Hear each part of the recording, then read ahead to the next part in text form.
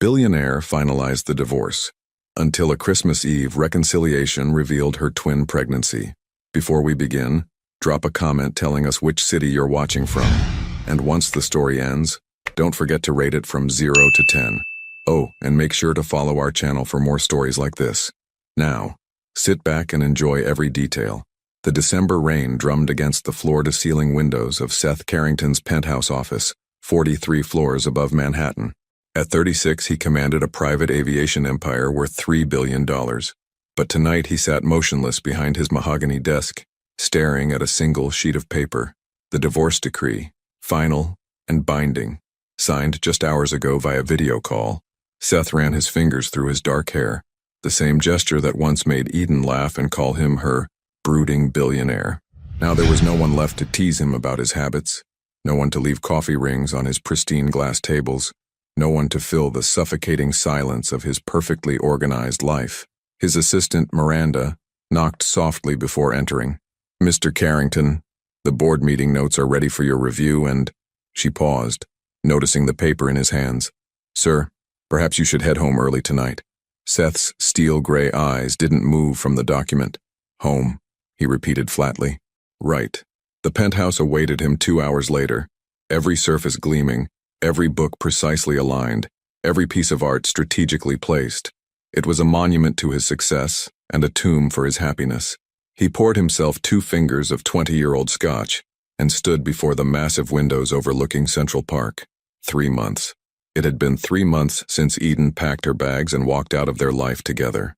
3 months since she'd stood in this very room, tears streaming down her face, telling him she couldn't live with someone who treated love like a business transaction. "You measure everything, Seth," she had said, her voice breaking.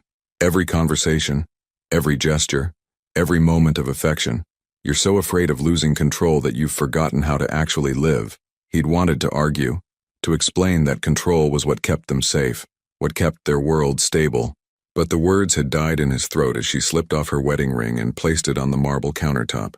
Seth walked to his study and opened the wall safe, retrieving a small velvet box. Inside lay Eden's ring, the 5-carat emerald-cut diamond he'd chosen because it reminded him of her eyes. He'd never returned it to the jeweler, couldn't bring himself to erase that final connection. His phone buzzed with a text from his business partner. "Merry Christmas Eve, you workaholic. Take a break for once." Christmas Eve. He'd forgotten. Seth closed the ring box and returned to the living room. The scotch burned his throat, but it couldn't burn away the memory of Eden's laugh, the way she hummed while cooking breakfast, how she'd curl up against him during thunderstorms despite being the strongest person he knew. Eden Morrell had been everything he wasn't, spontaneous where he was calculated, warm where he was reserved, hopeful where he was pragmatic. She was a brilliant attorney who could argue any case, but she'd never been able to argue him out of his emotional armor. The rain intensified, and Seth found himself thinking about their first Christmas together. Eden had insisted on picking out their tree personally, dragging him to 3 different lots until she found the one. It had been lopsided and too tall for their living room, but she'd loved its imperfections. "Not everything has to be perfect to be beautiful, Seth," she'd told him, adjusting ornaments on crooked branches. He'd bought her a perfectly symmetrical designer tree the following year. She'd smiled and thanked him, but something had dimmed in her eyes. Now, staring at his pristine, professionally decorated apartment, Seth realized he would trade everything for one more lopsided Christmas tree, one more morning of coffee rings on his tables, one more chance to choose love over control. The scotch glass slipped from his fingers, shattering against the marble floor. As he knelt to clean the mess, his phone buzzed again. This time, it was a photo from Miranda's family Christmas dinner. Chaos, laughter, children running around a tiny apartment that probably cost less than his monthly wine bill. It looked like joy. Seth stood slowly, his decision crystallizing like ice in his chest. He grabbed his keys and coat, not bothering to finish cleaning the broken glass. For the first time in 3 months, he was going to do something completely unplanned, something that terrified him more than any hostile takeover or failed business deal.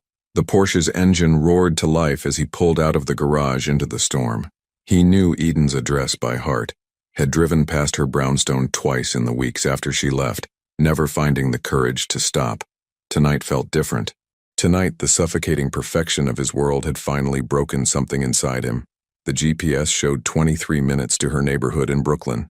Seth gripped the steering wheel tighter, his heart hammering against his ribs. He didn't have a plan, didn't have the perfect words that might convince her to listen. All he had was the desperate need to tell her that he'd rather be imperfect with her than perfect alone. As he pulled onto Eden's tree-lined street, snow began mixing with the rain. The brownstones glowed with warm light, Christmas decorations twinkling in windows, the kind of homey neighborhood charm that his penthouse would never possess. He parked across from number 47 and sat in the car for a full minute, watching her windows. Soft light spilled from behind gauze curtains. She was home. Seth stepped out into the storm and crossed the street, each step feeling like a mile. He climbed the 3 stone steps to her front door, his expensive leather shoes slipping slightly on the wet surface. He raised his hand to knock, then hesitated. What if she slammed the door in his face? What if she'd moved on? What if... Before he could lose his nerve, he knocked. Footsteps approached from inside, slow and measured. The porch light flickered on, and Seth heard the soft click of the peephole cover being moved aside. A long pause, then the sound of multiple locks being undone. The door opened, and Seth's world tilted on its axis. Eden stood before him, but everything was different. Her chestnut hair was longer, pulled back in a messy bun. Her face was fuller, glowing with a radiance he'd never seen before. And then his gaze dropped, and his breath caught in his throat. She was pregnant. Very, unmistakably pregnant. Time seemed suspended as Seth stared at Eden's rounded belly, his mind struggling to process what he was seeing. The rain continued to fall behind him, but he no longer felt the cold droplets hitting his shoulders. Seth. Eden's voice was barely above a whisper, her hand instinctively moving to rest on her stomach. What are you doing here? He opened his mouth, but no words came. His gaze traveled from her belly to her face, taking in the subtle changes. The fuller cheeks, the exhaustion shadowing her green eyes, the way she held herself differently, protectively. He finally managed, his voice hoarse. Pregnant. Yes. Eden stepped back slightly but didn't close the door. 5 months. The math hit him like a physical blow. 5 months. September. She would have gotten pregnant just before she left him. Is it? He couldn't finish the question. Eden's expression hardened. Yours? Of course it's yours, Seth. I left you. I didn't become someone else entirely. The sharp edge in her voice snapped him back to reality. He was standing on her doorstep, soaked from the rain, staring at his pregnant ex-wife like she was an apparition. This wasn't how he'd imagined their reunion. Not that he'd actually imagined it going well. Eden, I'm sorry. He ran his hand through his wet hair again. Can we talk? Please?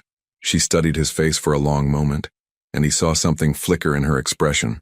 Surprise, maybe, at the vulnerability in his voice. The Seth she'd left had never said please about anything. It's Christmas Eve, she said quietly. What could possibly be so important that you're here now, after 3 months of nothing? Everything, he said, and the word came out raw, desperate. Everything is important. I made a mistake, Eden. The biggest mistake of my life. She wrapped her arms around herself, the gesture emphasizing her changed silhouette. Which mistake would that be? There were so many. The words stung, but he deserved them. Letting you leave. Not fighting for us. Thinking I could control love the same way I control everything else. Eden leaned against the doorframe, suddenly looking exhausted. Seth, we signed papers today. We're divorced. Whatever you think you want to say, it's too late. Is it? He stepped closer, close enough to see the flecks of gold in her green eyes. Because standing here, looking at you, seeing that you're carrying our baby, nothing feels finished. Baby? Eden repeated, and something shifted in her expression. She almost smiled, but it was sad, complicated. Seth, there's something else you need to know. His heart hammered against his ribs. What? It's not just one baby. It's twins. The world tilted. Seth gripped the doorframe to steady himself, his knuckles white. Twins. Twin boys, actually. I found out last week. Eden's voice softened despite herself. They're healthy, growing perfectly. Due in early May. Seth felt his legs weaken. Twin sons.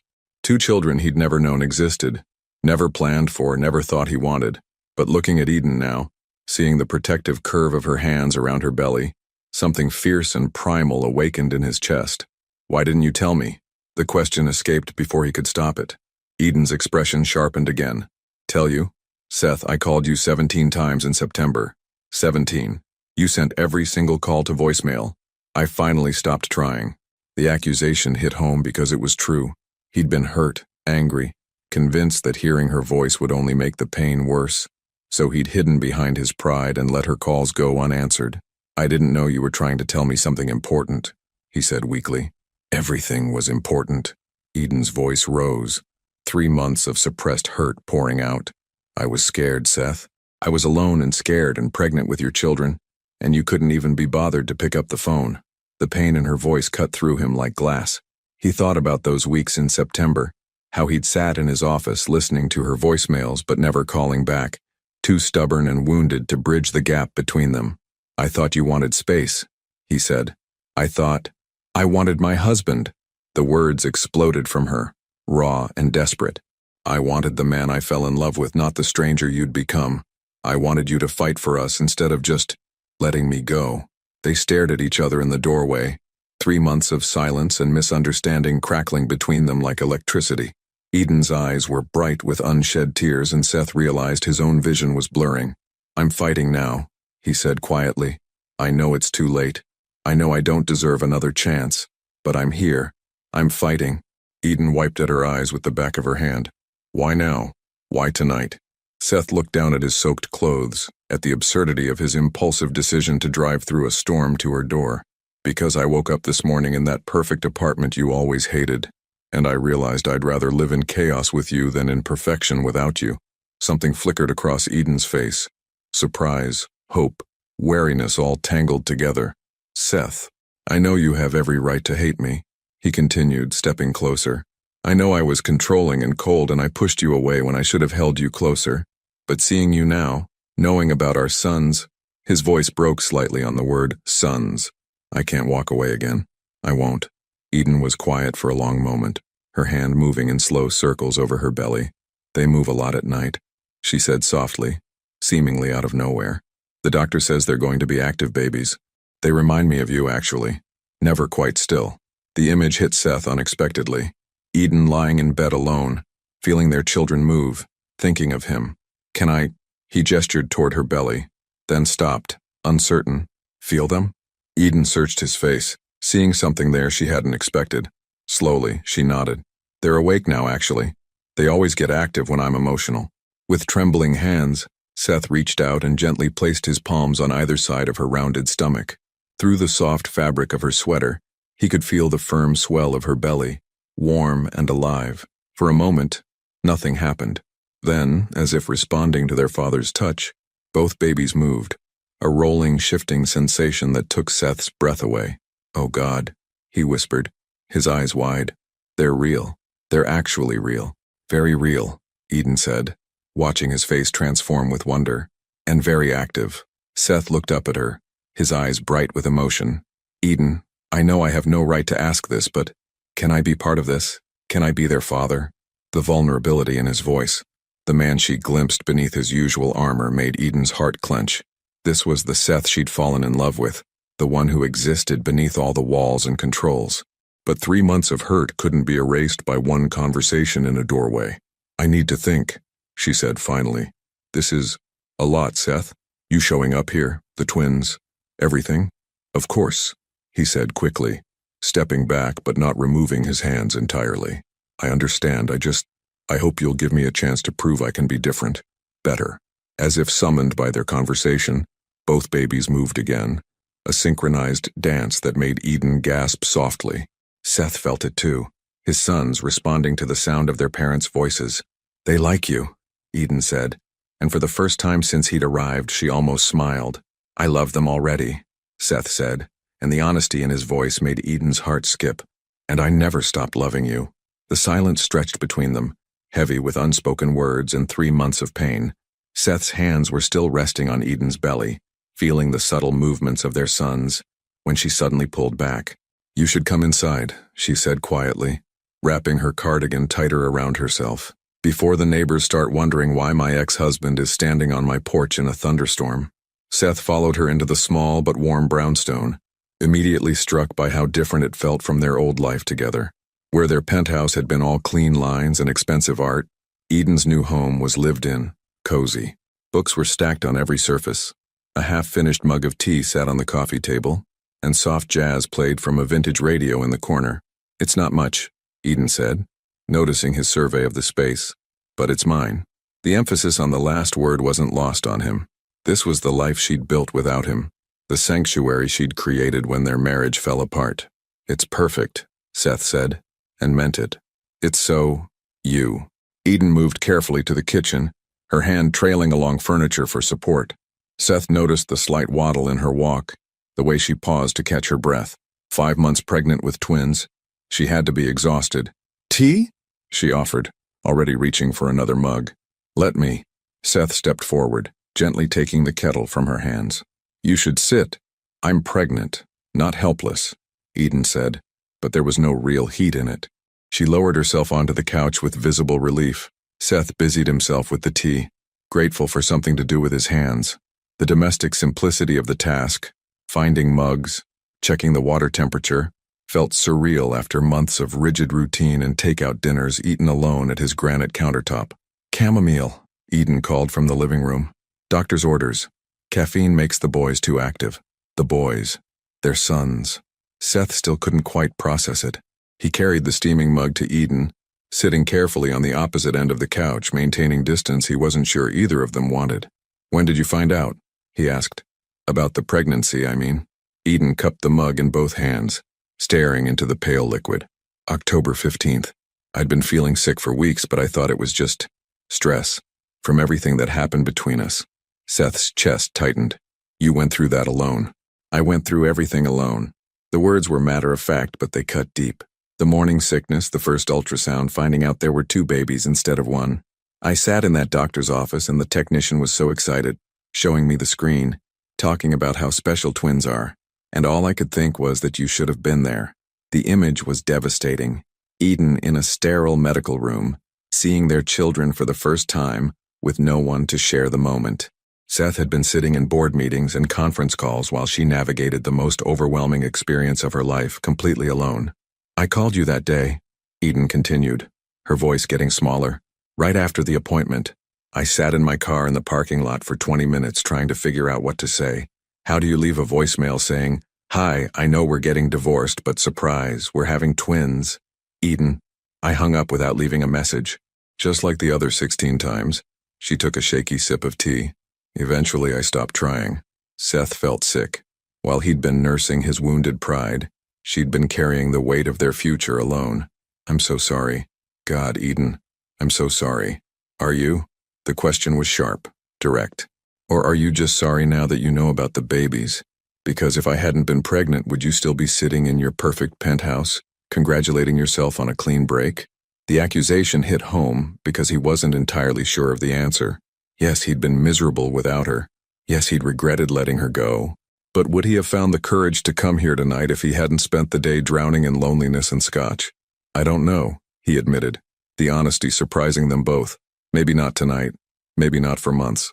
But Eden, I was miserable. Every single day without you was hell." "Then why didn't you call me back?" The question exploded from her with 3 months of pent-up frustration. "Why didn't you fight for us when it mattered?" Seth set down his untouched tea, running his hands through his hair. "Because I was scared. Because every time we fought, every time you looked at me like I was disappointing you, it felt like my father all over again." Eden's expression softened slightly. Seth rarely talked about his father, the cold businessman who'd raised him with criticism and impossible standards. "I know that's not an excuse," Seth continued. "I know I turned into exactly what I was trying to avoid. But when you said I measured everything, controlled everything, you were right. Control was how I survived growing up. It was how I built my business, how I protected myself. But I couldn't figure out how to love you without trying to control you too. I never wanted you to control me, Seth. I wanted you to trust me, to trust us. I know that now." He looked at her directly, his gray eyes intense. "The night you left after you walked out that door, I sat in our bedroom for hours. Your side of the closet was empty, your books were gone from the nightstand, and I realized I'd been so busy trying to prevent you from leaving that I'd given you every reason to go." Eden was quiet, processing his words. Outside, the storm was intensifying, rain lashing against the windows with renewed force. I kept your ring, Seth said suddenly. I couldn't bring myself to return it. It's been sitting in my safe for 3 months. Seth, I know it doesn't change anything. I know I can't undo the last 3 months, or the months before that when I was too proud and too scared to be the husband you deserved. But I want to try. If you'll let me, I want to be here for you. For them. As if responding to the emotional intensity in the room, both babies began moving again. Eden's hand went to her belly, and Seth watched as the fabric of her sweater shifted with their movements. They're getting stronger, she said softly. Sometimes I can actually see their kicks from the outside now. Can I? Seth gestured toward her belly again. This time Eden didn't hesitate. She guided his hands to where the movement was strongest, and Seth felt his breath catch as a tiny foot, or maybe an elbow, pressed against his palm. That's baby A, Eden said, a small smile breaking through her guardedness. He's the troublemaker, always moving, always active. The doctor says he's probably going to be bigger than his brother. And baby B?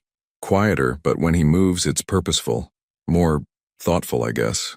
She moved Seth's other hand to the right side of her belly. The ultrasound tech says his heartbeat is steadier, more measured. Seth felt the second baby move, a slower rolling motion that was somehow more deliberate than his brother's kicks. They're already so different. Like their parents, Eden said, then seemed to realize what she'd implied. A flush crept up her neck. They sat like that for several minutes, Seth's hands on Eden's belly, both of them marveling at the life they'd created together. Despite everything that had gone wrong between them, despite the divorce papers and the months of silence, their children were thriving.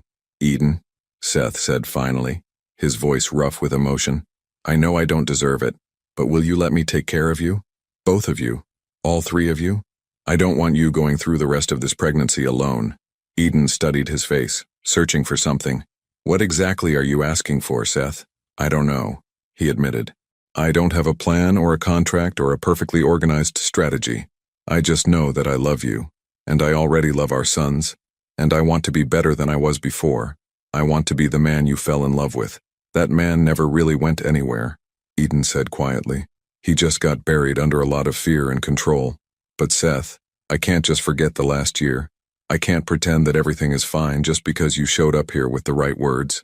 I'm not asking you to forget. I'm asking you to let me earn your trust back. Day by day, choice by choice. Eden was quiet for a long moment, her hands covering his on her belly. When she finally spoke, her voice was barely above a whisper. I'm scared too, Seth. What if we try again and it doesn't work? What if we just end up hurting each other more? I can't go through another separation, especially not with 2 babies depending on me. Then we'll take it slow. No pressure, no expectations beyond what's best for you and the boys. Let me prove that I can be different. The grandfather clock in Eden's hallway chimed midnight, and she looked up with surprise. It's Christmas Day. Merry Christmas, Seth said softly. For the first time since he'd arrived, Eden smiled. A real, genuine smile that lit up her entire face. Merry Christmas, Seth. Outside, the storm was beginning to calm, and inside, something fragile and hopeful was taking root between them. 3 weeks later, Seth woke to the unfamiliar sound of January rain against different windows. For a moment, disorientation clouded his mind.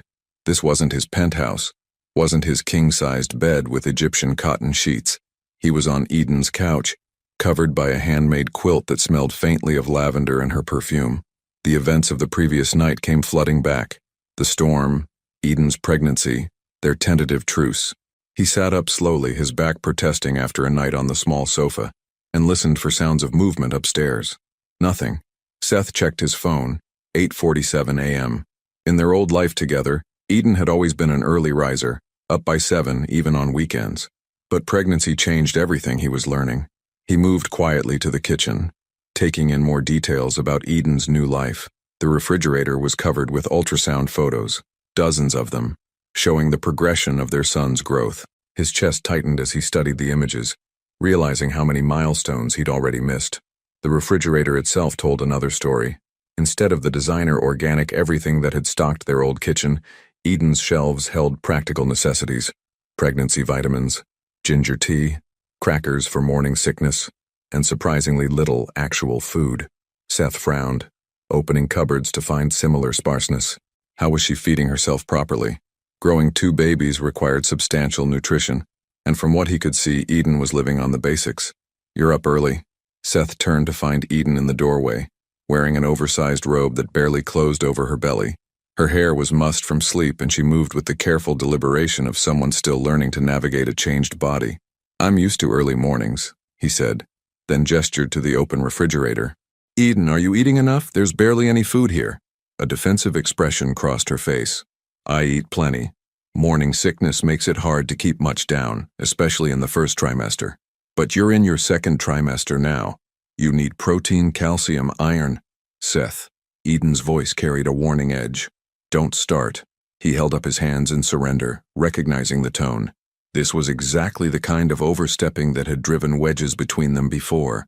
But watching her struggle to reach the tea kettle, seeing how carefully she moved, every protective instinct in his body was screaming. I'm sorry, he said. I just want to take care of you. Eden's expression softened slightly. I know, but I've been taking care of myself just fine for 3 months. My doctor says the boys are growing perfectly. Dr. Morrison? Seth asked, remembering their old family physician. No, I changed doctors. Dr. Chen specializes in high-risk pregnancies. Twin pregnancies automatically qualify as high risk. The words hit Seth like a physical blow.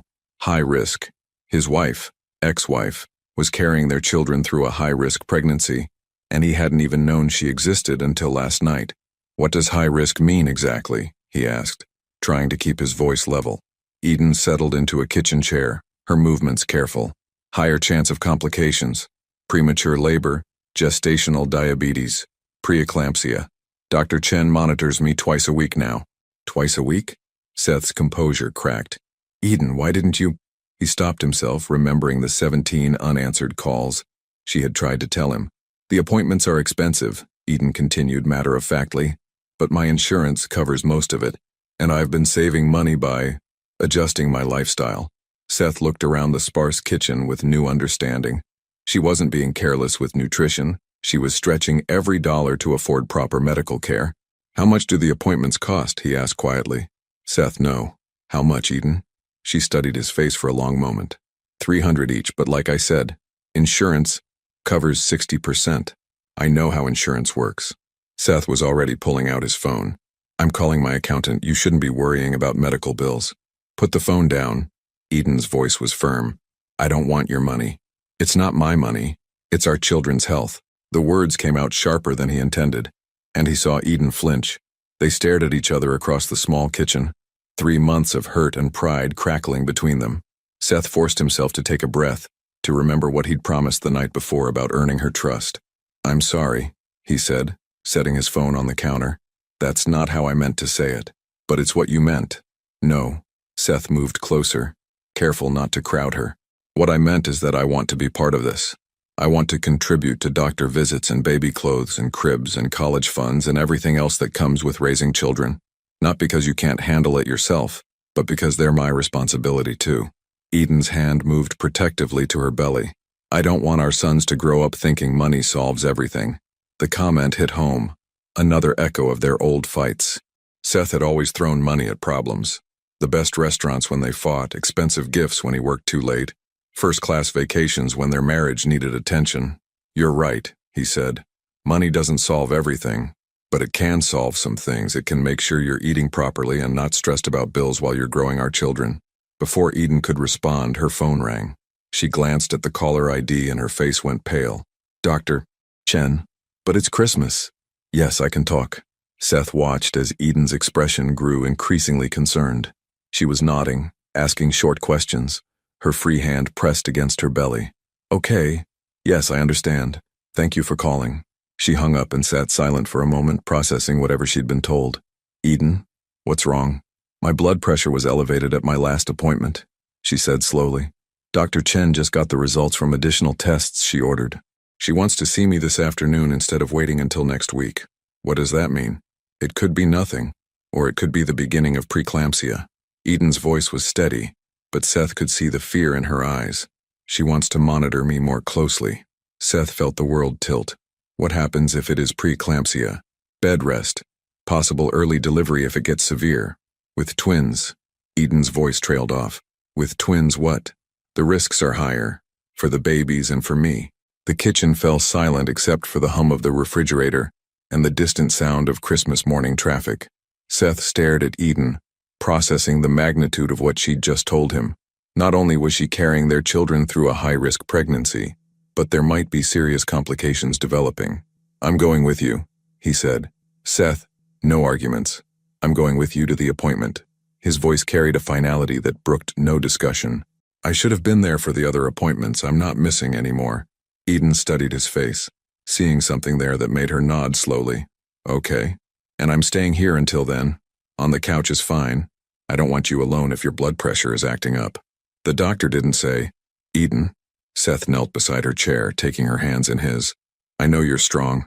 I know you've been handling everything alone and doing an amazing job, but you don't have to anymore. Let me help, please." For a moment, Eden's carefully maintained composure cracked. The fear she'd been holding back since the doctor's call flickered across her features. Fear for their babies, fear of complications, fear of facing another medical crisis alone. "I'm scared," she whispered. "I know."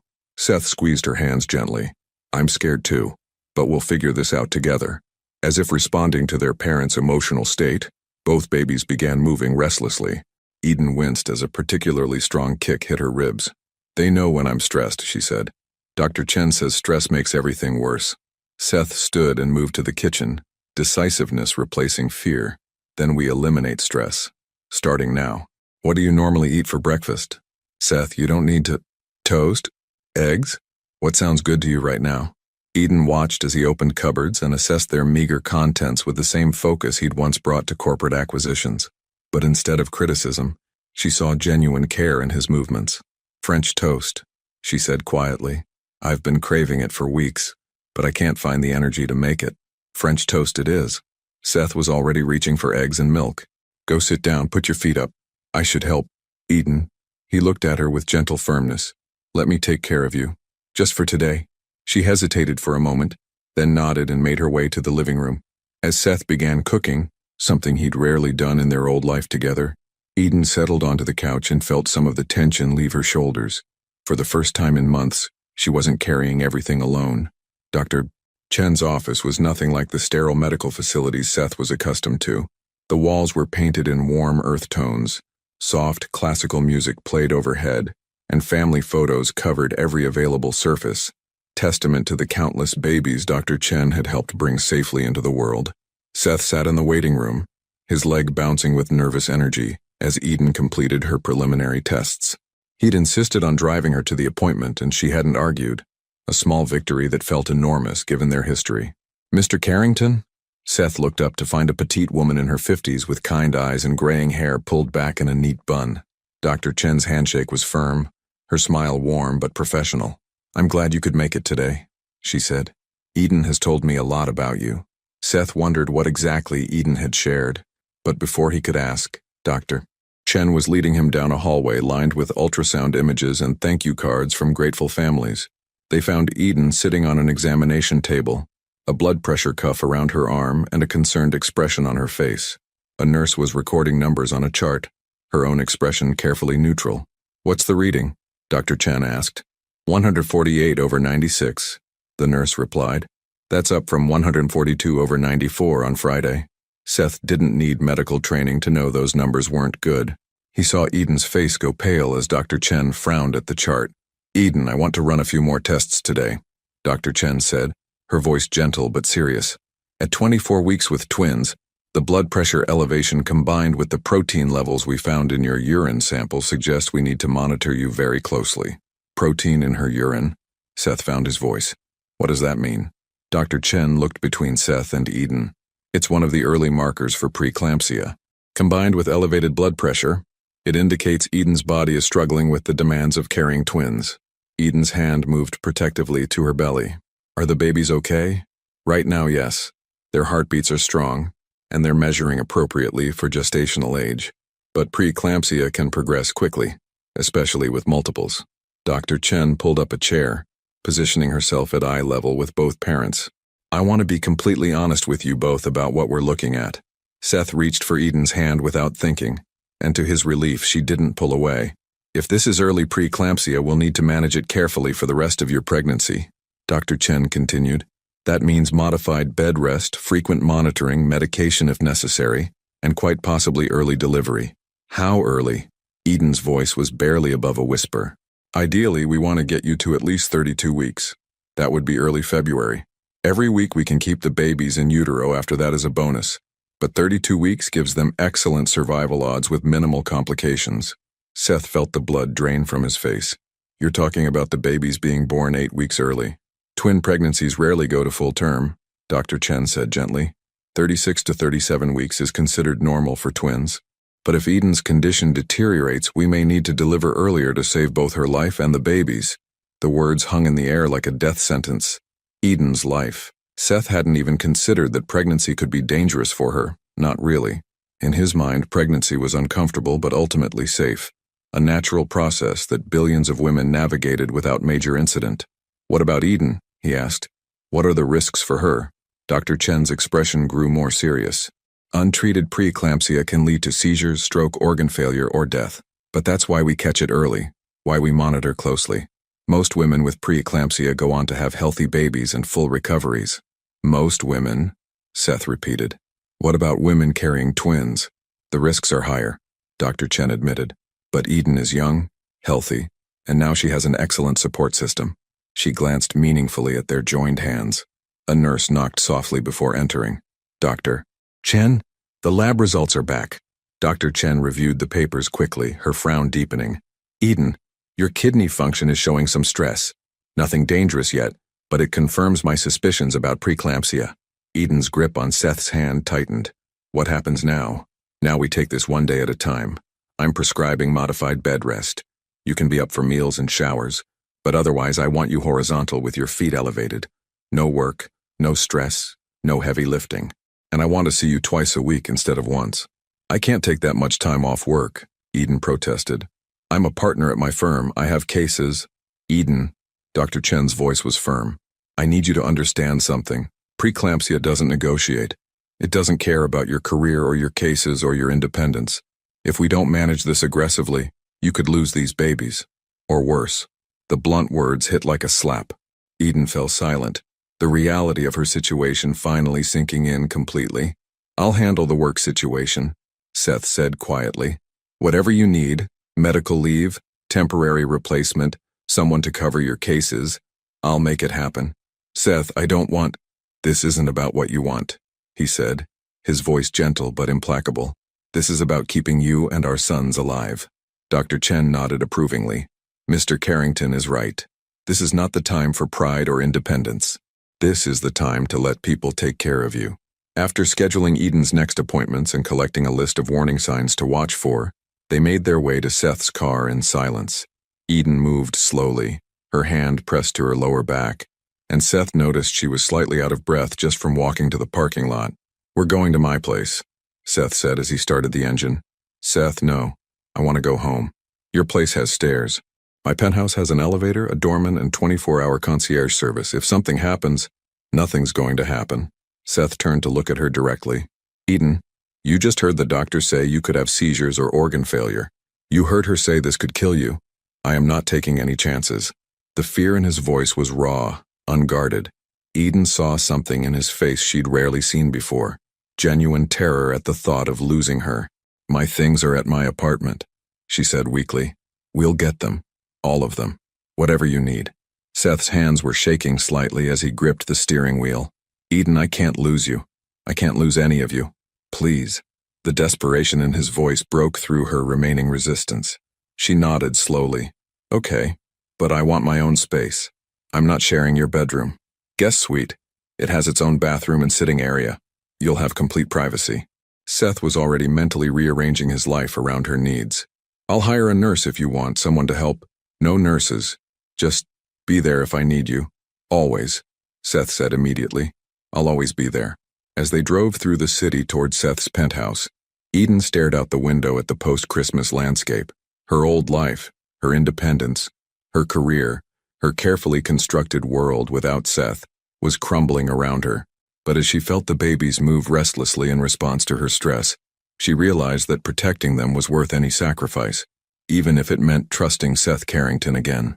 There's something else, Eden said quietly, as they pulled into the underground garage of Seth's building. What? My firm. My partnership. She took a shaky breath. If I take extended medical leave now, especially this close to the end of the fiscal year, I'll lose my partnership track. 3 years of work, gone. Seth turned off the engine but didn't move to get out of the car.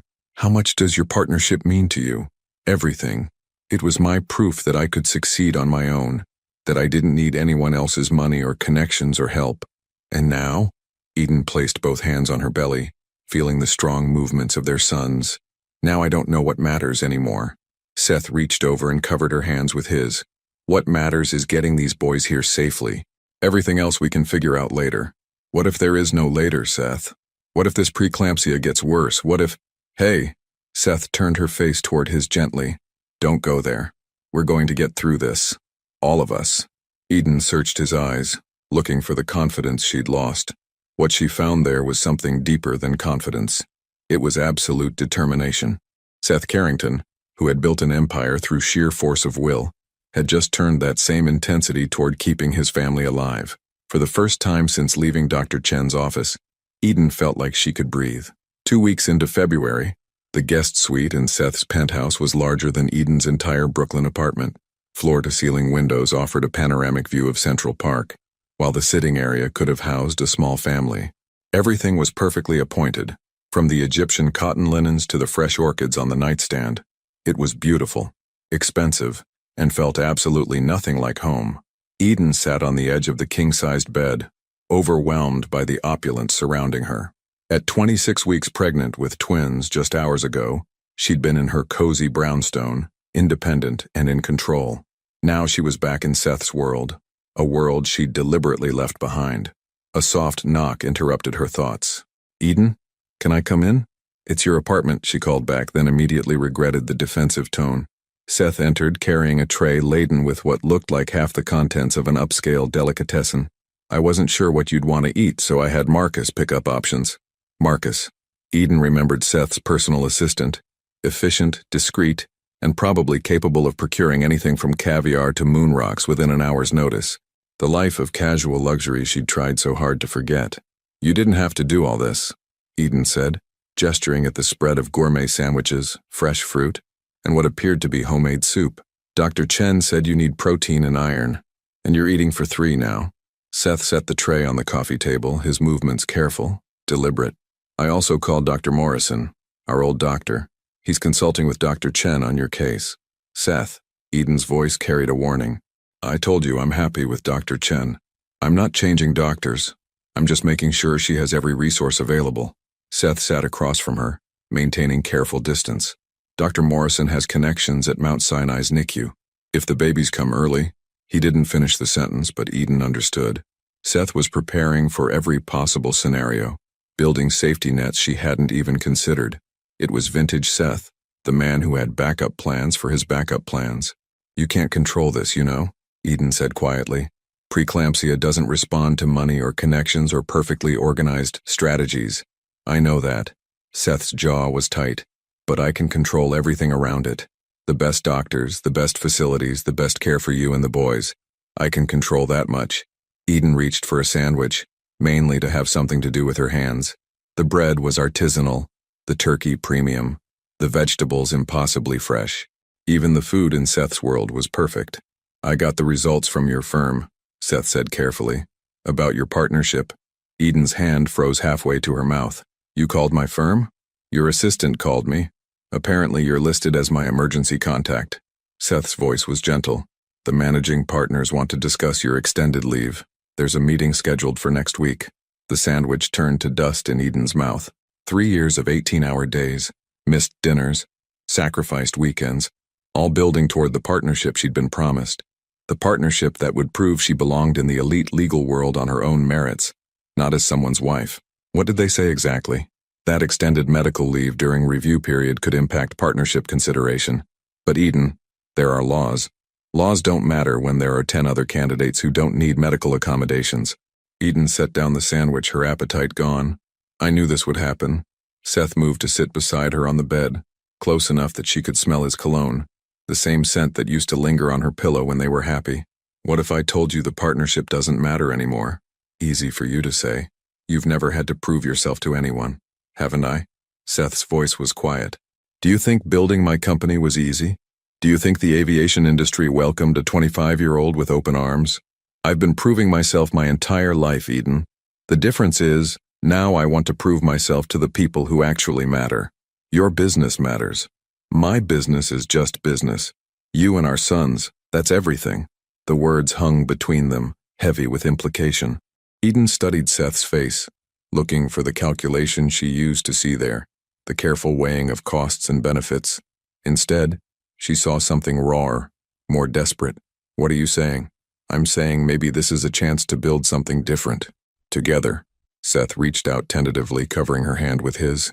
What if instead of you trying to fit into my world or me trying to fit into yours, we created something new? Before Eden could respond, a sharp pain lanced through her right side. She gasped, doubling over as her hand flew to her ribs. Eden? What's wrong? The pain intensified, accompanied by a strange tightness across her belly. Eden tried to breathe through it, but each breath felt shallow, insufficient. Something's wrong, she managed. Call Dr. Chen. Seth was already reaching for his phone, but Eden grabbed his wrist. Not the phone. Take me to the hospital. Now. The next few minutes blurred together. Seth helping her to the elevator, the frantic drive through Manhattan traffic, the wheelchair ride through the emergency department of Mount Sinai. Eden's pain had intensified and her vision was starting to blur at the edges. I can't see properly, she told the triage nurse. Everything's getting fuzzy. Blood pressure is 168 over 102. Someone called out. Get Dr. Chen down here now, another voice commanded. And prep or 3. Operating room. Eden's heart hammered against her ribs. Are the babies okay?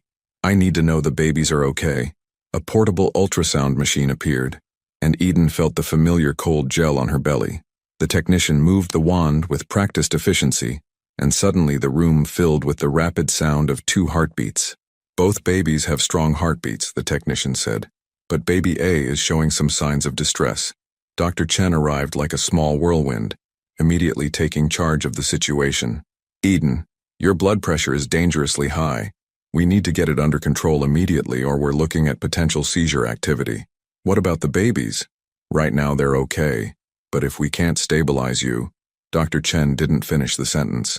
Seth appeared at Eden's side, his face pale but determined. What do you need? Whatever it takes. I need Eden calm and horizontal. We're going to start medication to bring down her blood pressure, but if it doesn't work quickly, we may need to consider emergency delivery. At 24 weeks? Eden's voice was barely a whisper. They're too small. They're 25 weeks, actually. And babies born at 25 weeks have a fighting chance, especially with the NICU here. Dr. Chen's voice was kind but firm. But let's not get ahead of ourselves. Medicine first. The next hour passed in a haze of monitors and medications, hushed conversations between medical staff, and Seth's constant presence at Eden's bedside. Gradually, the crushing pain in her side began to ease and her vision started to clear. Blood pressure is coming down, a nurse reported. 158 over 95. Better, but not good enough, Dr. Chen said. We're going to admit you for observation. At least 48 hours, possibly longer. I can't stay in the hospital for days. Eden. Seth's voice was quiet but absolute. You're staying as long as Dr. Chen says you need to stay. Eden wanted to argue, but the fight had gone out of her. The reality of her situation was finally sinking in. This wasn't just elevated blood pressure or routine pregnancy complications. This was serious, life-threatening, and completely beyond her control. I'm scared, she whispered. Seth leaned down and pressed his forehead against hers. I know I'm scared too, but we're going to get through this. What if we don't? What if something happens to the babies? Then we'll face that together too. Seth's voice was steady, certain. But Eden, listen to me. You are the strongest person I know. You've already carried our sons through 5 months of pregnancy on your own. You've built a career, survived our divorce, and created a whole new life for yourself. If anyone can get through this, it's you. The words weren't just comfort, they were truth. Eden had survived every challenge life had thrown at her, including losing the man she loved. Now that same man was back, and somehow that made her feel stronger, not weaker. Will you stay? She asked. At the hospital, I mean. Try to make me leave, Seth said, and for the first time in days, Eden smiled. As the medical team prepared to move her to a private room, Eden felt the babies move restlessly in response to all the commotion. but their heartbeats remained strong on the monitor, two steady rhythms that seemed to say they weren't giving up without a fight. Neither was she. The hospital room at 3 in the morning was a universe of beeping monitors and harsh fluorescent light. Eden lay propped up in bed, unable to find a comfortable position with the constant fetal monitors strapped around her belly and the blood pressure cuff that inflated every 15 minutes. Seth had claimed the uncomfortable reclining chair beside her bed, his usually perfect appearance disheveled after 2 days of living in hospital waiting rooms and vending machine coffee. His shirt was wrinkled, his hair mussed, and Eden could see the shadow of stubble along his jawline. "You should go home," she whispered, not wanting to wake the nursing staff. "Get some real sleep." "I'm fine here," Seth replied, though his voice was hoarse with exhaustion. "Seth, you haven't left this room except to shower. That's not sustainable." He turned to look at her, and in the dim light, Eden saw something in his expression she'd never seen before. A deep, primal fear that had nothing to do with business deals or financial markets. "I can't leave," he said simply. "What if something happens when I'm not here? The nurses will call you. I have your number." "That's not the same thing."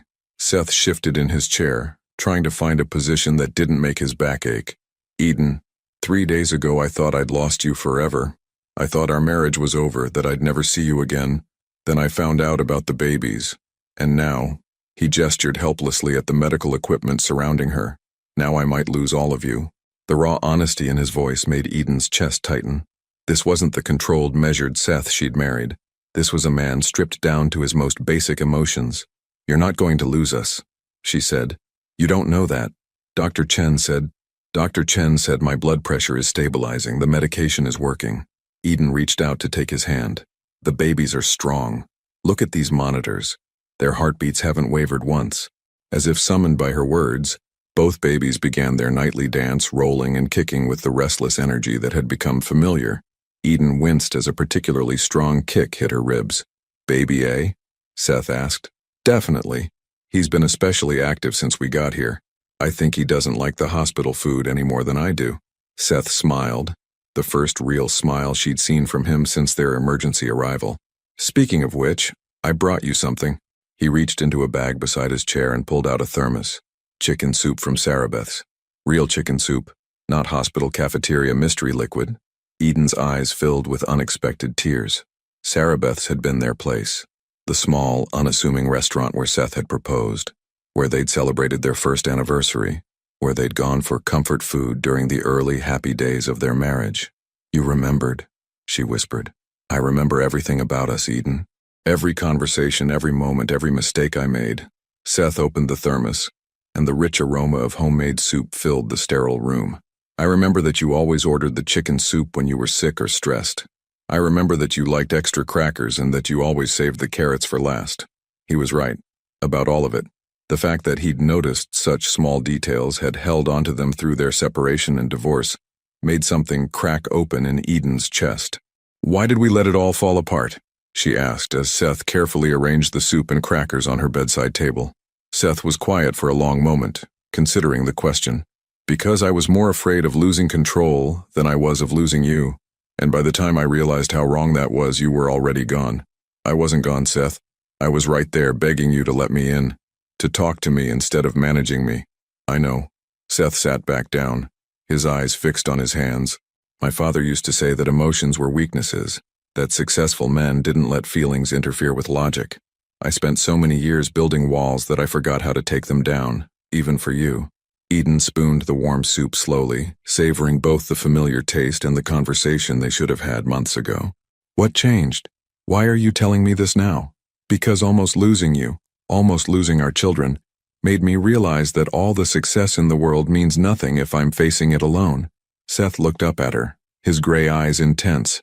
"I'd rather fail at everything else and succeed at being your husband and their father." The words hung in the air between them, more intimate than any physical touch. Eden felt her heart racing, and immediately one of the monitors began beeping faster.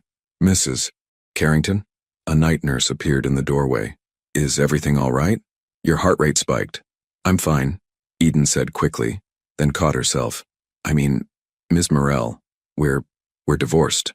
The nurse glanced at Seth, who was wearing a wedding ring Eden hadn't noticed before, then back at Eden's bare ring finger. "Of course, I'll just check your vitals." As the nurse bustled around taking readings, Eden stared at Seth's left hand. "You're still wearing your ring." Seth glanced down as if he'd forgotten. "I never took it off. But we're divorced. The papers said we couldn't be married anymore. They didn't say I had to stop loving you." Eden's breath caught. The monitor began beeping faster again, and the nurse frowned at the readout. "Ms. Morell, I need you to try to stay calm. Your blood pressure is starting to climb again." "I'm trying," Eden said, but her heart was hammering against her ribs. 3 months of suppressed feelings were bubbling to the surface, and she didn't know how to process them while hooked up to machines that broadcast every emotional fluctuation. "Sir," the nurse said to Seth, "perhaps you could give the patient some space to rest." "No." The word came out sharper than Eden intended. "Please, I need him here." The nurse looked between them, clearly sensing undercurrents she didn't understand, then nodded. "I'll be back in 30 minutes to check on you." When they were alone again, Eden turned to Seth. "Put your hand here." She guided his palm to her belly where baby B was doing slow, deliberate movements. Seth's eyes widened as he felt their son responding to his touch. "He knows you're here," Eden whispered. "They both do. Even when I was angry with you, even when I thought I hated you, I used to put my hands here and tell them about their father. How brilliant you are, how determined, how you never give up on anything important to you. Eden, I told them how you proposed to me in the middle of a thunderstorm because you couldn't wait another day. How you learned to make pancakes from scratch because I mentioned once that I missed my grandmother's recipe. How you used to read Forbes to me when I couldn't sleep because my job stressed me out." Seth's eyes were bright with unshed tears. "I remember that. You said my voice was better than any sleeping pill. It was true. Everything about you was better than I wanted to admit." Eden covered his hand with both of hers. "I never stopped loving you either, Seth. I was just so tired of fighting for us alone. You're not alone anymore, aren't I? When this crisis is over, when the babies are born safely, what then? Do we just go back to our separate lives? Do you go back to your penthouse, and I go back to Brooklyn?" Seth was quiet for so long that Eden wondered if he'd fallen asleep. When he finally spoke, his voice was barely audible. "I have a confession to make." "What?" "I've been driving past your apartment for 3 months. Not stalking," he added quickly. "Just checking, making sure your lights were on, that you seemed okay. I hired a security company to patrol your street, discreetly, because that neighborhood isn't as safe as I wanted it to be." Eden stared at him. "You what?" "I know it was wrong. I know I had no right. But I couldn't stop caring about your safety just because we signed papers." "Seth, that's crazy, controlling. I know." "Sweet," Eden finished, surprising them both. "Misguided and probably illegal, but sweet." Seth looked up at her, hope flickering in his eyes. "Does that mean you might consider giving us another chance? A real chance this time?" Before Eden could answer, both babies began moving simultaneously, a rolling, kicking symphony that made her gasp. On the monitor, their heartbeats quickened, as if they were responding to the emotional intensity in the room. "They want us to try again," Eden said softly, watching the patterns on the fetal monitor. "Smart kids," Seth said. "They clearly inherited your intelligence and your stubbornness. God help us all." For the first time in months, Eden laughed, really laughed, and the sound filled the sterile hospital room with something that felt like hope. Outside, dawn was beginning to break over the city, painting the sky in soft shades of pink and gold. "Ask me again," Eden said. "What?"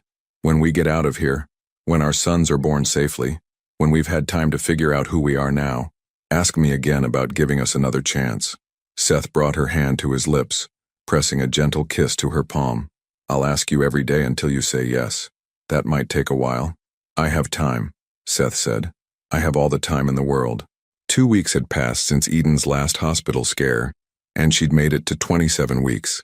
A milestone Dr. Chen had celebrated with cautious optimism.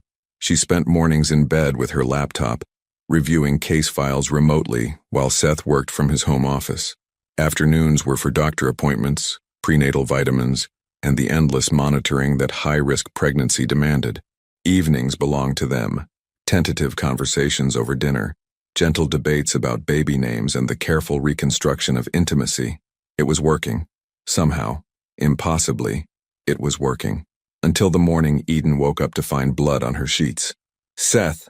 The panic in her voice carried through the penthouse, and within seconds he was bursting through her bedroom door, still wearing his pajamas and the wire-rimmed glasses he used for reading. "What's wrong?" His eyes immediately went to the crimson stain on the white linens and his face went ashen. "Oh God, Eden, we need to get to the hospital, now." "It's not that much blood," Eden said, but her voice was shaking. "Maybe it's normal, maybe." Dr. Chen said any bleeding at this stage was an emergency. Seth was already reaching for clothes, his movements sharp and efficient. "I'm calling an ambulance." No ambulances. Too many questions, too much attention. Eden struggled to sit up, her movements careful. "Just drive me, please." The ride to Mount Sinai was a blur of city traffic and suppressed panic. Seth's knuckles were white on the steering wheel, and Eden found herself gripping the armrest as each contraction-like cramp rolled through her abdomen. "They're too small," she whispered, as Seth helped her into a wheelchair at the emergency entrance. 27 weeks is still too small. "They're fighters," Seth said, but she could hear the fear beneath his calm tone. "They're going to be fine." Dr. Chen met them in triage, her expression serious as she reviewed Eden's symptoms. "The bleeding has stopped, which is good news. But I want to do an ultrasound immediately and check your cervix." The next hour felt like a lifetime. Eden lay on the examination table while Dr. Chen and a team of specialists moved the ultrasound wand across her belly, their faces carefully neutral as they took measurements and exchanged quiet comments. Finally, Dr. Chen turned to them with a small smile. "The babies look good. Strong heartbeats, appropriate growth, no signs of distress. But Eden, your cervix is starting to shorten. You're beginning early labor." "Early labor?"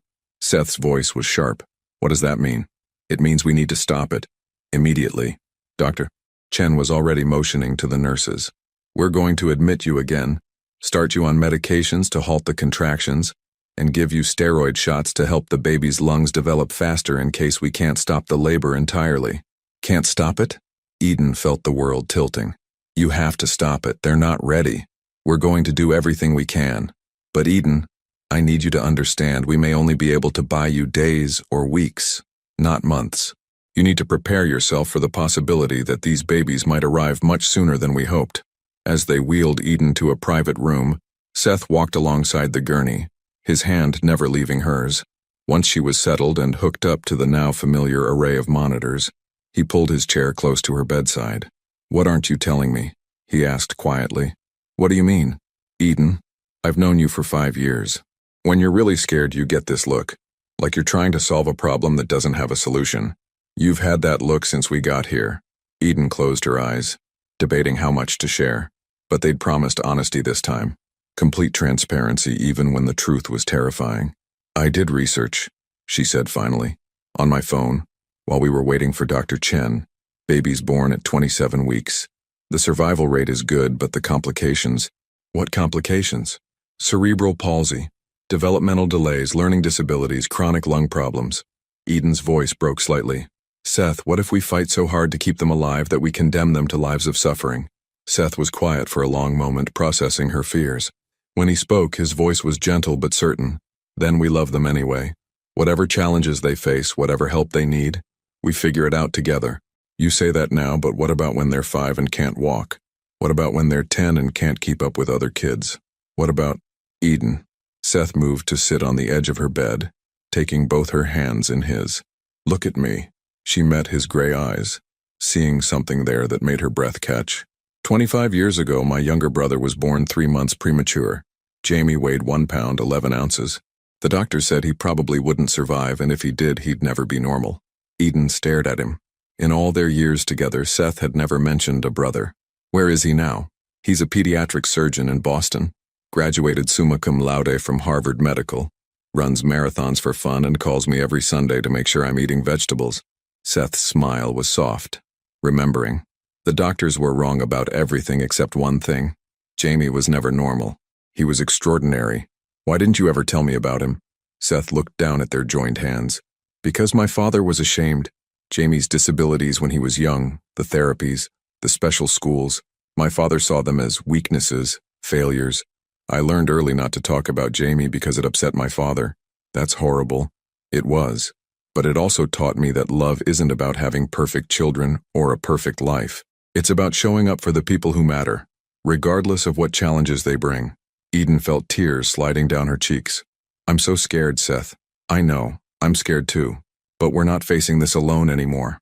A soft knock interrupted them, and Dr. Chen entered with a clipboard and a more optimistic expression. "Good news," she said.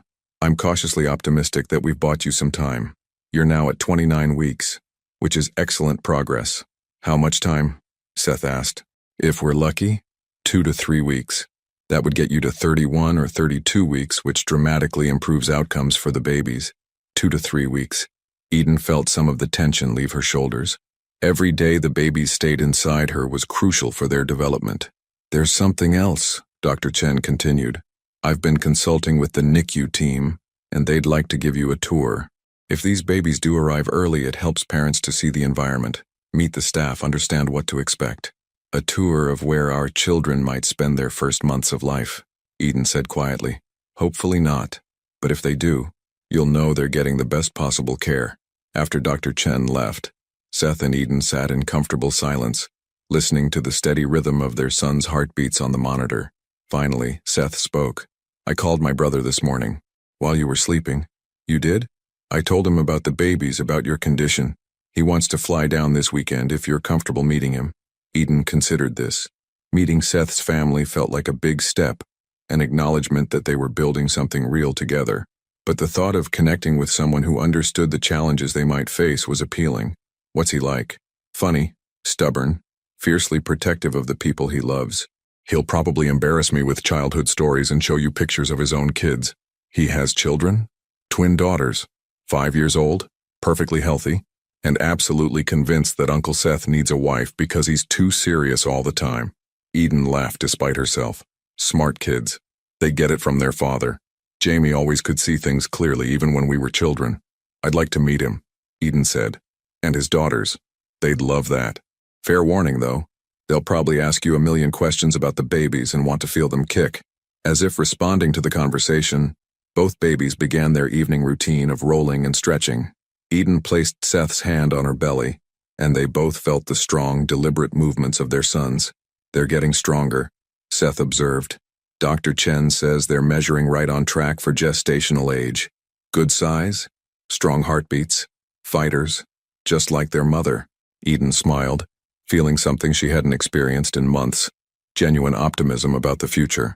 Yes, there were still risks, still complications that could arise, but sitting here with Seth, feeling their children move beneath their joined hands, she finally believed they might actually make it through this together. "Seth?" "Yeah? When this is all over, when the boys are born safely and we're all home together, ask me then." Seth looked at her questioningly. "About giving us another chance. Ask me then and I'll have an answer for you." The smile that spread across Seth's face was like sunshine breaking through clouds. "Is it going to be the answer I want to hear?"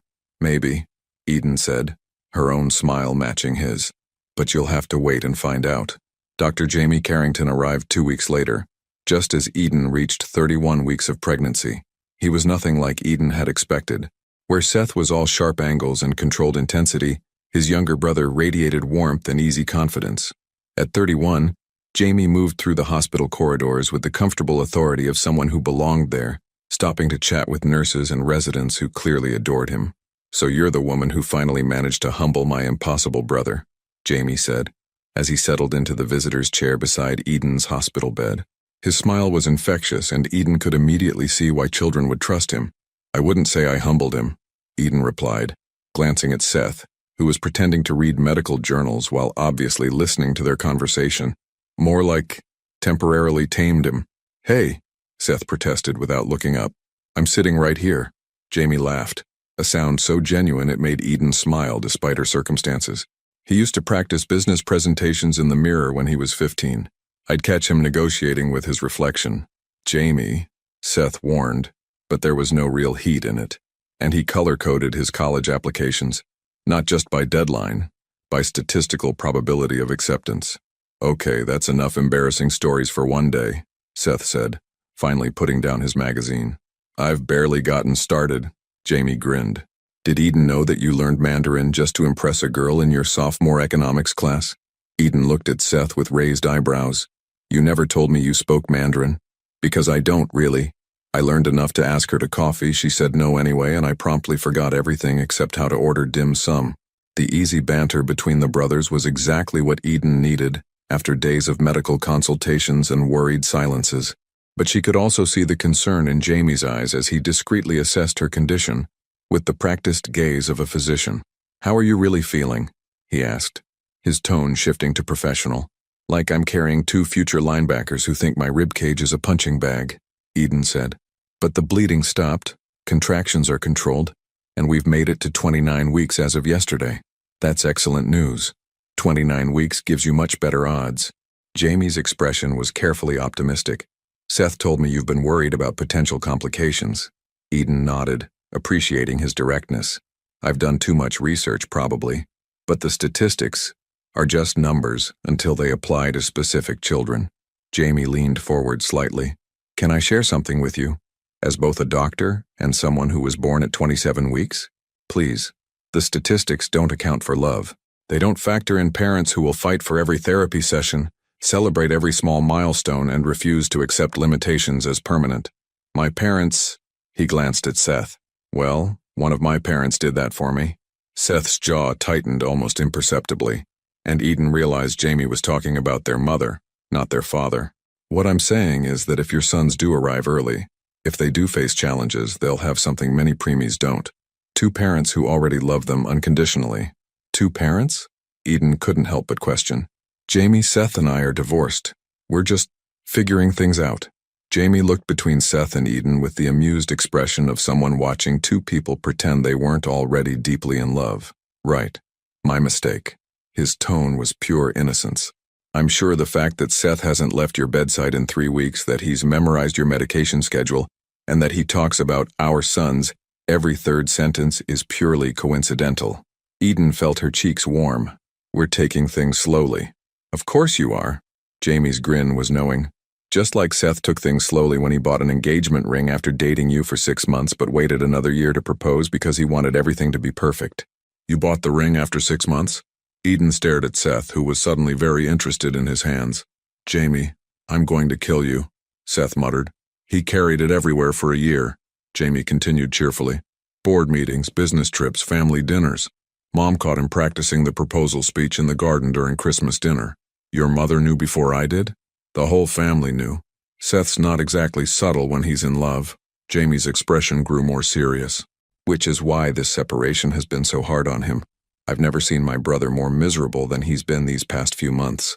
Eden looked at Seth, seeing something vulnerable in his expression that made her heart ache. "You talked to your family about us?" "I had to talk to someone," Seth said quietly. "And Jamie's the only person who ever calls me on my mistakes." "Speaking of which," Jamie said, standing up, "I should check on my girls. They're terrorizing the pediatric ward while I'm up here." "You brought 5-year-olds to a hospital?" Seth asked. "They're doctors' kids. They're more comfortable in hospitals than most adults. Plus, they insisted on meeting their future cousins."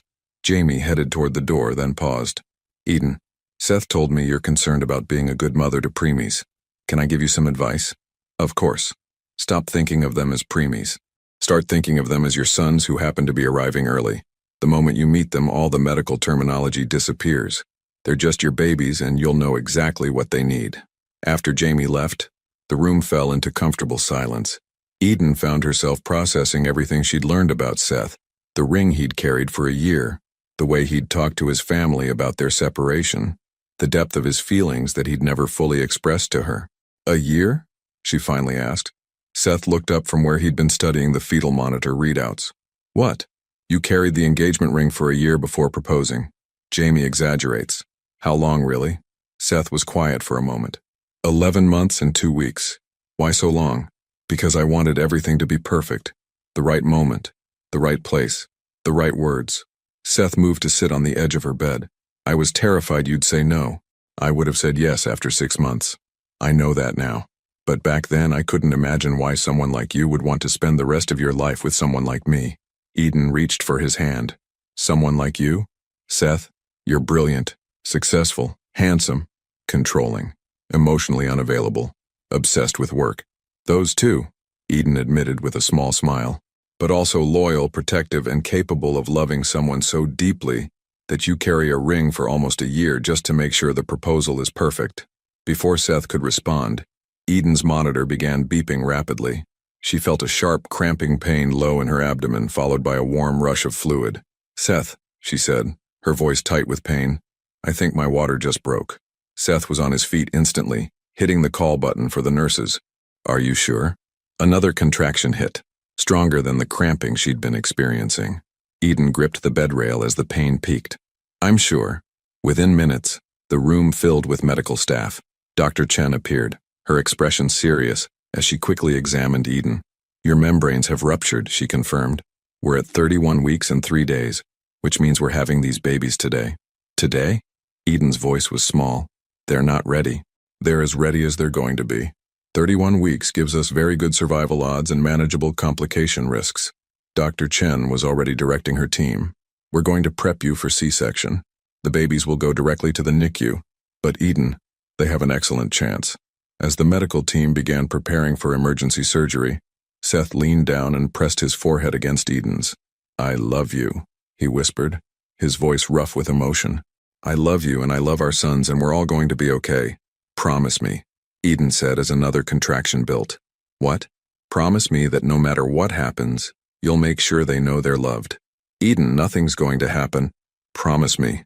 Seth looked into her eyes, seeing the fear there but also the fierce determination that had made him fall in love with her 5 years ago. I promise, he said, but you're going to be the one telling them yourself for the next 80 years. As they wheeled Eden toward the operating room, Seth walking alongside the gurney until the doors separated them, Eden felt a strange sense of peace. In a few hours, she would meet her sons. Whatever challenges lay ahead, whatever complications arose, they would face them together, all 4 of them. The operating room was a symphony of controlled chaos. Eden lay on the surgical table, a blue drape blocking her view of the procedure, while Dr. Chen worked with quiet efficiency behind the barrier. Seth sat beside her head, still wearing scrubs and a surgical mask, his hand gripping hers like a lifeline. Almost there, Dr. Chen called out. Baby A is crowning. Eden felt pressure but no pain, the epidural doing its job perfectly. Still, her heart hammered against her ribs as she listened to the medical team's careful coordination. 29 weeks and 2 days. Their sons were about to enter a world they weren't quite ready for. Here he comes, Dr. Chen announced. A thin, reedy cry filled the operating room, not the robust wail of a full-term baby, but a sound that was unmistakably alive, unmistakably fighting. Eden's eyes filled with tears as she heard her first son announcing his arrival to the world. Baby A is out, Dr. Chen said. 4 pounds, 8 ounces. Good color, good cry. Eden tried to crane her neck to see, but the drape blocked her view. Is he okay? He's beautiful, Seth whispered, his voice thick with emotion. Eden, he's absolutely perfect. Before Eden could respond, the NICU team swept the baby away to their warming station. She caught only a glimpse, a tiny red form surrounded by medical equipment, before they whisked him out of sight. And here comes baby B, Dr. Chen called. This one's taking his time. The second delivery took longer, and Eden could sense the increased tension in the room. Dr. Chen's commands became more clipped, more urgent. What's wrong? Eden asked. Baby B's cord is wrapped around his neck, Dr. Chen explained, her voice calm but focused. We're working to get him out safely. Seth's grip on Eden's hand tightened, and she could see the fear in his eyes above his surgical mask. Come on, little guy, Dr. Chen murmured. Work with me here. The seconds stretched into an eternity. Eden found herself holding her breath, silently bargaining with the universe. She'd give up her career, her independence, anything, if both her sons could be healthy. Then, finally, a second cry, weaker than his brother's but present. Baby B is out, Dr. Chen announced. 4 pounds, 3 ounces. He's going straight to NICU for observation, but he's breathing on his own. Breathing on his own, Eden repeated, as if the words were a prayer. That's good, right? That's very good, Dr. Chen confirmed. Both boys are exceeding expectations for their gestational age. As the NICU team prepared to transport the second baby, a nurse approached Eden's head. Mom, would you like to see your sons before we take them upstairs? Eden nodded, not trusting her voice. The nurse adjusted the bed so Eden could see 2 tiny forms in portable incubators. They were smaller than she'd imagined, their skin translucent and delicate, but they were moving, their little chests rising and falling with determined breaths. They're so small, Eden whispered. But mighty, Seth said, his voice full of wonder. Look at them fight. Baby A, the larger of the 2, was moving restlessly in his incubator, his tiny fists waving in what looked like indignation at being removed from his warm, dark home. Baby B lay quieter, but his eyes were open, dark and alert, as if he was taking in his new surroundings with serious consideration. "They're so different already," Eden observed. "Just like their parents," Dr. Chen said with a smile. "Baby A is going to keep you on your toes. Baby B is going to be your thoughtful observer." "Can I touch them?" Eden asked. The NICU nurse nodded, guiding Eden's hand through the port of Baby A's incubator. Eden's finger touched her son's tiny palm, and immediately his miniature fingers wrapped around hers with surprising strength. "He knows you," Seth said softly. Eden's tears flowed freely now as she moved her other hand to Baby B's incubator. He didn't grip her finger like his brother, but when she touched his cheek, he turned his head slightly toward her touch. "Hello, my beautiful boys," Eden whispered. "Mommy and Daddy love you so much. We need to get them upstairs now," the NICU nurse said gently, "but you'll be able to see them again in a few hours once you're recovered from surgery." As her sons were wheeled out of the operating room, Eden felt a complex mix of emotions: relief that they were alive and breathing, terror at how small and fragile they looked, and overwhelming love for these two tiny humans she'd only just met. "Dr. Chen," Seth said, as the surgical team began closing Eden's incision. "What happens now? What should we expect?" "Now we take it day by day," Dr. Chen replied.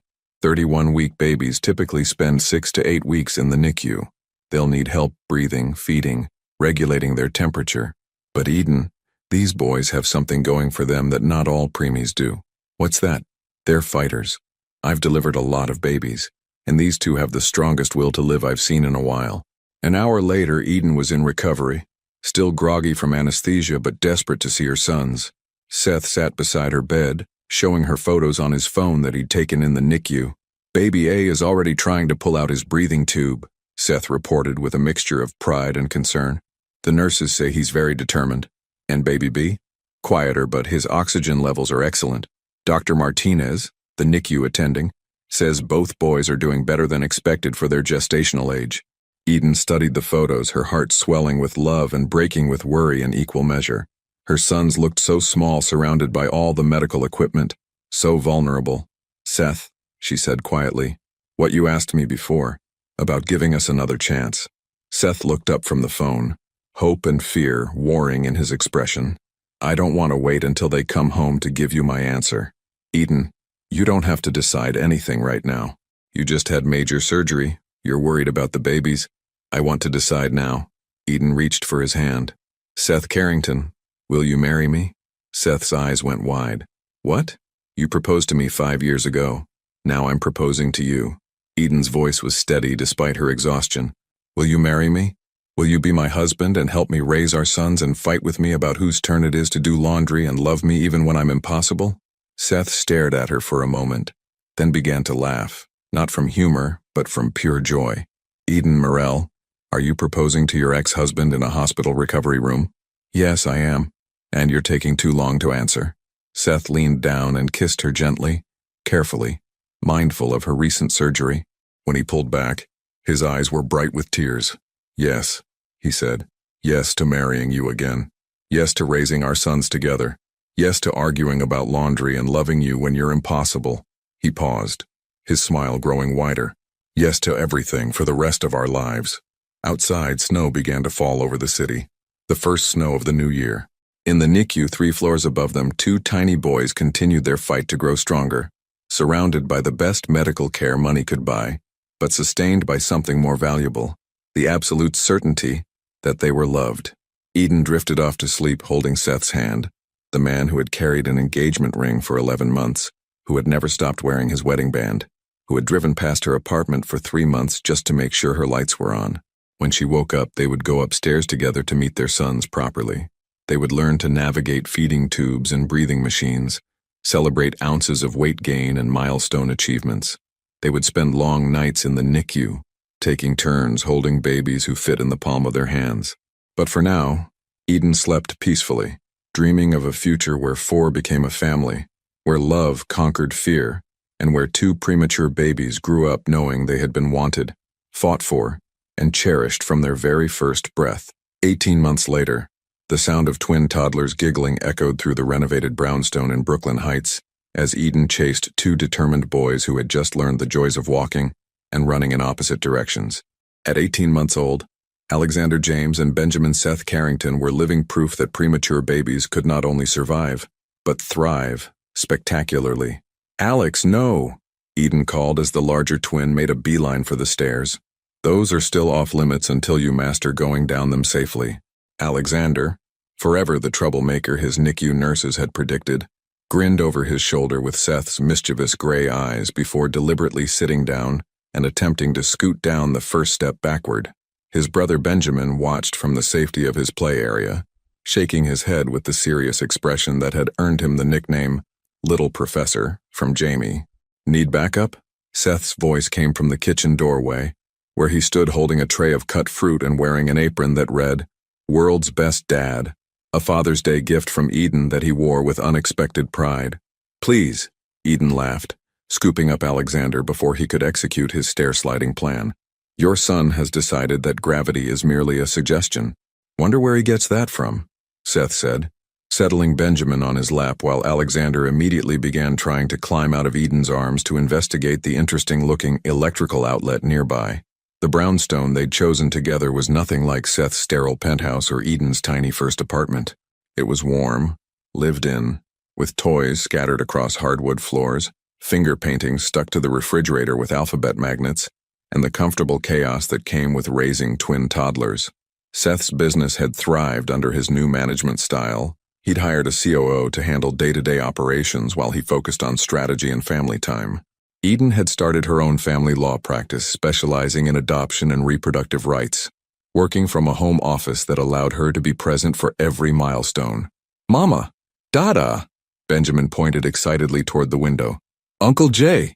Sure enough, Jamie's car was pulling into the driveway with 5-year-old twins Sophia and Isabella practically bouncing in their car seats.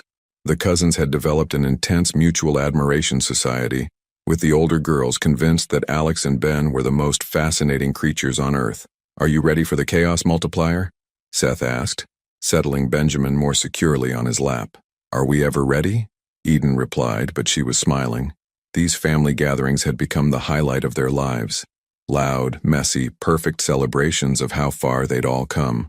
The front door burst open without ceremony. "Where are my favorite nephews?"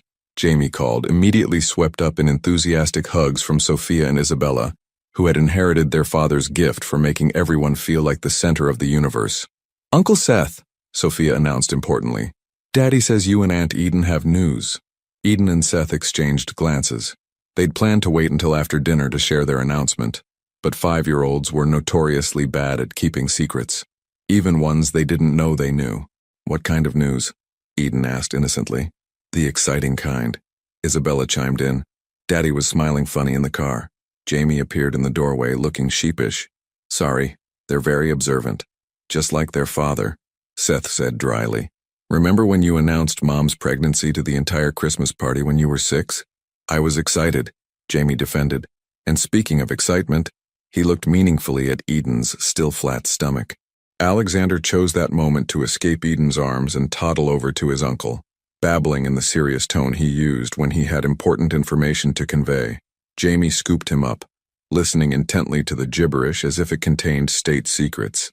"He says congratulations on the new baby," Jamie translated with a perfectly straight face. "How could he possibly?" Eden started, then stopped. "How did you know?" "You're glowing. You turned down wine at dinner last week, and Seth has been researching cribs for singleton babies." Jamie grinned. "Also, my daughters have supernatural powers when it comes to sensing family secrets." Sophia and Isabella cheered as if their detective skills had been officially recognized, while Benjamin clapped his hands in delight at the general excitement. "How far along?" Jamie asked more seriously.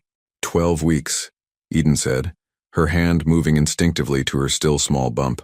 "We wanted to make sure everything was okay before telling anyone." "And is it? Okay, I mean?" Seth moved to stand behind Eden, wrapping his arms around her waist. "Perfect. Single baby. No complications so far. Due date in late summer when the boys will be almost 2. Irish twins," Jamie observed with amusement. "You two don't do anything halfway," says the man who had actual twins on his first try, Seth replied. As if sensing they were the topic of conversation, Alexander and Benjamin began their evening routine of trying to communicate with each other in their twin language, a mixture of babbling and gestures that somehow made perfect sense to them but sounded like adorable gibberish to everyone else. "They're planning something," Eden said, watching her sons with the practiced eye of an experienced twin mother. "That's their scheming conversation. Probably trying to figure out how to get into the cookie jar again," Seth said. "Alexander figured out how to move the kitchen chair yesterday. With Benjamin's engineering consultation, no doubt," Jamie added, watching the quieter twin gesture seriously toward the kitchen. The evening progressed with the beautiful chaos that had become their new normal. Dinner was a symphony of twin chatter, flying food, and patient cleanup. Bath time involved more water on the bathroom floor than in the tub. Bedtime required a carefully choreographed routine of stories, songs, and the precise arrangement of stuffed animals. Finally, after the boys were asleep and Jamie's family had headed home, Seth and Eden sat on their back porch, sharing a cup of decaffeinated tea and watching the stars. "Do you ever think about that night?" Eden asked softly. "Christmas Eve, when you showed up at my door?" Seth was quiet for a moment, remembering. "Every day. I think about how close I came to losing all of this. You, the boys, our family. What do you think would have happened if you hadn't come?" "I don't know," Seth admitted. "Maybe eventually one of us would have reached out about the babies. Maybe we would have found our way back to each other eventually. But I'm grateful we didn't have to find out." Eden leaned against his shoulder, feeling the steady rhythm of his heartbeat. "I'm grateful too. For all of it, even the scary parts. Especially the scary parts, actually. Why especially those? Because that's when we figured out who we really were. When you stopped trying to control everything and I stopped trying to do everything alone." Eden placed her hand on her small bump. "And now we get to do it all again. With 3 children under 2, Seth said, but he was smiling. "We're officially insane." "Officially happy," Eden corrected. They sat in comfortable silence, listening to the sounds of the city settling into night. Inside, their sons slept peacefully in their cribs. Alexander sprawled across his mattress like he was claiming territory. Benjamin curled up with his favorite stuffed elephant, both of them healthy and strong, and completely unaware that they'd been born too early. "Seth? Thank you." "For what?" "For showing up, for fighting for us, for loving me enough to change and trusting me enough to let me change too." Eden looked up at him, her green eyes bright in the porch light. "For giving me the family I didn't know I wanted." Seth kissed the top of her head, breathing in the scent of her shampoo, the same lavender scent that had comforted him through months of hospital stays and sleepless nights with newborns. "Thank you for saying yes," he said quietly. Both times. As they headed inside, Eden paused at the twins' bedroom door. Alexander and Benjamin slept soundly, their breathing deep and even, the same strong, determined breathing that had carried them through their first precarious months of life. Tomorrow would bring new challenges. Toddler tantrums, business decisions, pregnancy appointments, and the 1,000 small joys and frustrations of raising a family. But tonight, Eden felt nothing but gratitude for the winding path that had brought them here. Through separation and reconciliation, fear and hope, almost losing everything only to discover they could build something even better than what they'd lost. Love, she'd learned, wasn't about perfect timing or ideal circumstances. It was about showing up for each other, especially when showing up was the hardest thing in the world to do. And sometimes, if you were very lucky, showing up led to everything you never knew you wanted. Twin boys who turned your world upside down. A love that survived divorce and grew stronger for it. And a future that looked nothing like your plans, but everything like your dreams. In the quiet of their home, surrounded by the evidence of their beautifully chaotic life together, Eden and Seth fell asleep holding hands, already dreaming of the adventures their growing family would face together. Would you have had the courage to knock on that door on Christmas Eve, knowing everything could change forever? Your participation means a lot to the channel. Please share your thoughts in the comments. Thank you for watching. If you enjoyed the story, please subscribe to our channel and leave a comment below letting us know what you thought. Your feedback and support mean a lot to us. Stay tuned for more exciting stories.